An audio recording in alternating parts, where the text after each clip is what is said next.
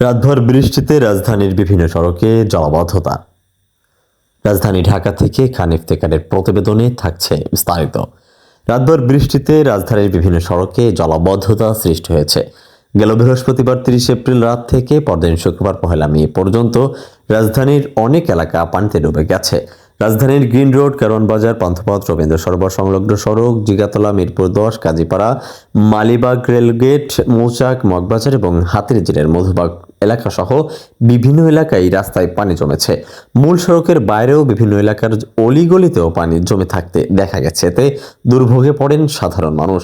রাজধানীর পশ্চিম ধানমন্ডি এলাকার বাসিন্দা মামুন জানান, ভোর থেকে সকাল পর্যন্ত টানা বৃষ্টিতে তার বাসার সামনে পানি জমে গেছে। সকালে 8টার পর পানি কিছুটা কমতে শুরু করেছে।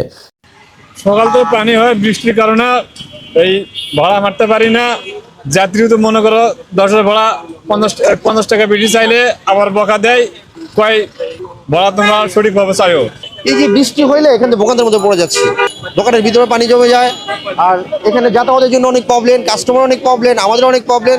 কেন আমাদের কাস্টমার হয় না, এই জন্য আমাদের মাসকে মাস এখানে লস দিতে হয়, ব্যবসার লস দিতে হয়। এই যে আজকে দোকান খুলছি, আছে কাস্টমার, আমাদের এই বিসমিল্লাহটা করতে আমাদের খুব কষ্ট হয়ে যাবে। তাহলে আমাদের এটা দোকানদের মধ্যে, আর সরকার যেহেতু আমাদের আসলে একটা লং টাইমের অবস্থা, একটু সরকার আমাদের প্রতি একটু নজরদারি করা প্রয়োজন। কিছুই বলার নাই।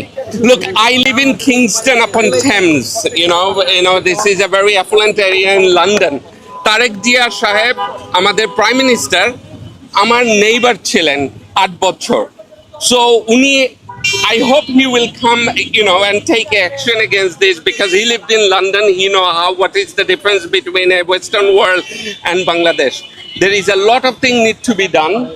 This will become a environmental hazard sooner or later. এনভায়রনমেন্টের জন্য এটা খুবই খারাপ। বাংলাদেশে ঢাকার কোনো ড্রেনেজ সিস্টেম নাই। এই ড্রেনেজ সিস্টেম করতে হবে আমাদেরকে, তা না হলে তো ঢাকাতে থাকার অবস্থা নাই। চিটাগাংয়ে ভিডিওতে কালকে টিকটকে দেখলাম, চিটাগাংয়ে বুক পানি। সো আমি বলবো, ঢাকাতে তো আমরা তাও ফরচুনেট, আমরা হাইটে হাইটে যাইতে পারতেছি। চিটাগাংয়ে গেলে তো মেবি সাঁতার কাটতে হতো। সরকারের প্রতি বাসিন্দা হচ্ছে বাংলাদেশের ড্রেনেজ সিস্টেম আমাদেরকে ঠিক করতে হবে। আমাদের বন্যার জন্য আমাদের খালগুলো সব ভরে গেছে, নদীগুলো ভরে গেছে। এখন আমাদের হলো গিয়ে ঢাকাতে সামান্য কিছু বৃষ্টি হয়েছে, কালকে কিন্তু অত একটা বৃষ্টি হয় নাই। আমাদের যদি চিটাগাংয়ের মতো অবস্থা হয়, সাঁতার কাটতে হবে। সো আমাদের এই ড্রেনেজ সিস্টেমটা প্রথমে ঠিক করতে হবে। আর বাংলাদেশের সবচেয়ে বড় প্রবলেম হচ্ছে নয়েজ পলিউশন।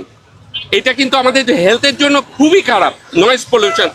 দেখেন, এই যে বাস আসতেছে, হর্ন দিতেছে, এই সমস্ত জিনিসগুলা সরকারকে স্ট্রেইট অ্যাওয়ে দেখতে। ঢাকাতে একটু বৃষ্টি হলেই এই জলাবদ্ধতা হয়। জলাবদ্ধতার জন্য আমাদের অনেক দুর্ভোগ হয়।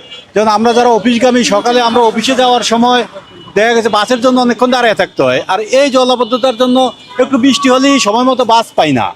বাসগুলো আসতে, যেমন আমি অফিসে যাওয়ার সময় অন্তত আধা ঘন্টা পর্যন্ত আমাকে দাঁড়িয়ে থাকতে হয়েছে বাসের জন্য। আবার অফিস থেকে এখন বেরার পথেও আমি 27 নাম্বার আধা ঘন্টা দাঁড়িয়ে রয়েছি, বাস পাই নাই। এই জলাবদ্ধতা দূর করার জন্য সরকারের অনতিবিলম্বে এর দিকে দৃষ্টি দেওয়া উচিত, মানুষের এই দুঃখ লাঘব করার জন্য। সরকার কিভাবে এই জলাবদ্ধতা, দেখেন এই নিউ মার্কেটের ভিতরে পানি ঢুকে গেছে, এখানে ক্রেতাদেরও সমস্যা, যারা দোকানদার তাদেরও অনেক সমস্যা হইতেছে এই জলাবদ্ধতার জন্য। সরকার তো কখনোই সব জায়গায় মাঠ পর্যায়ে এসে দেখে না, হয়তো মিডিয়ার মাধ্যমে সরকারের চোখে পড়লে ওগুলো সরকার দেখে। আপনারা যদি ওই লাইনটাতে যান, তাহলে দেখবেন অনেক মার্কেটের ভিতরে পানি ঢুকে গেছে। মানে মানুষরা দোকানটা খুলবো বা বেচা কিনা করবো, কাস্টমার আসবো, এরকম কোনো পরিবেশ নাই।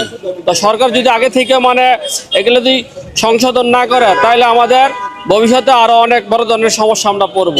এদিকে গেল রোববার 26 এপ্রিল থেকে দেশের বিভিন্ন স্থানে বৃষ্টি শুরু হয়। এতে অন্তত 1 সপ্তাহের বেশি সময় ধরে তাপপ্রবাহ কমে আসে।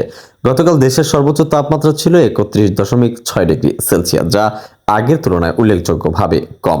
গতকাল সারাদিনে সর্বোচ্চ বৃষ্টি রেকর্ড করা হয় চট্টগ্রামের সীতাকুণ্ডে 7 মিলিমিটার। আগের দিন সর্বোচ্চ বৃষ্টি হয়েছিল পটুয়াখালীর খেপুপাড়ায় 121 মিলিমিটার। শেখ আলী আকবর, গাংচিল টিভি, ডেস্ক রিপোর্ট।